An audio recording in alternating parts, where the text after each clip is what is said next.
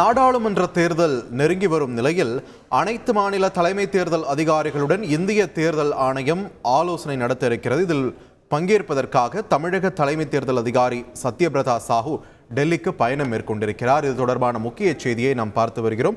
கூடுதல் விவரங்களை எமது செய்தியாளர் பாஸ்கரிடம் கேட்கலாம். பாஸ்கர், வணக்கம். இந்த ஆலோசனை கூட்டத்தில் என்னென்ன விஷயங்கள் பிரதானமாக பேசப்பட இருக்கிறது? ஏதாவது அறிவிப்பு வெளியாக வாய்ப்பு இருக்கிறதா? என்ன நிலவரம் பாஸ்கர்? தேர்தல் தொடர்பாக இந்திய தேர்தல் ஆணையம் நாளை முதல் 2 நாட்களுக்கு அனைத்து மாநிலங்களுடைய தலைமை தேர்தல் அதிகாரிகளுடைய ஆலோசனை கூட்டத்தில் டெல்லியில் மேற்கொள்கிறது. இதன் காரணமாக அந்த 2 நாட்கள் நடைபெற கூட்டத்தில் பங்கேற்பதற்காக இன்று தலைமை தேர்தல் அதிகாரி சத்யபிரதா டெல்லி பயணம் மேற்கொள்கிறார்.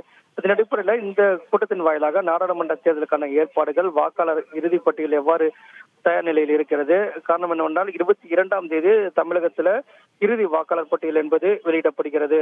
ஏற்கனவே 8 மற்றும் 9 ஆகிய தேதிகளில் சென்னையில இந்திய தேர்தல் ராஜீவ்குமார் அவர் வருகை தந்து 2 நாட்கள் இங்கு ஆலோசனை கூட்டத்தில் பங்கேற்பதாக அறிவிக்கப்பட்டிருந்தது. ஆனால் மழையின் பாதிப்பின் காரணமாக அந்த ஆலோசனை கூட்டம் என்பது ரத்து செய்யப்பட்டது. மீண்டும் எப்போது நடைபெறும் என்பது குறித்தான அதிகாரப்பூர்வமான தகவல்கள் வெளியாகாத நிலையில இந்திய தேர்தல் ஆணையத்தினுடைய ஆலோசனை கூட்டத்தில் பங்கேற்பதற்காக தலைமை தேர்தல் அந்த ஆலோசனை கூட்டத்தில் பங்கேற்பார். அதற்கு பிறகு 22ஆம் தேதி ஜனவரி 22ஆம் தேதி இறுதி வாக்காளர் பட்டியல் என்பது வெளியிடப்படும். அதைத் தொடர்ந்துதான் இந்திய தேர்தல் ஆணையத்தினுடைய அதிகாரிகள் சென்னைக்கு வருகை தந்து 2 நாட்கள் ஆலோசனை கூட்டத்தில் பங்கேற்பார்கள்.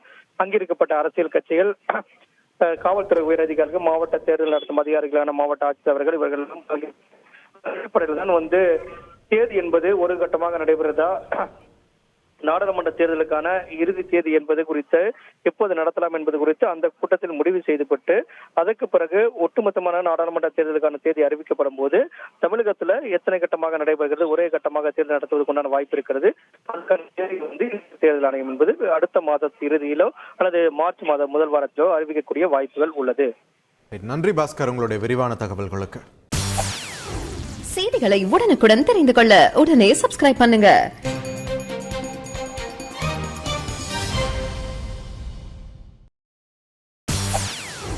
செய்திகளை உடனுக்குடன் தெரிந்து கொள்ள உடனே சப்ஸ்கிரைப் பண்ணுங்க.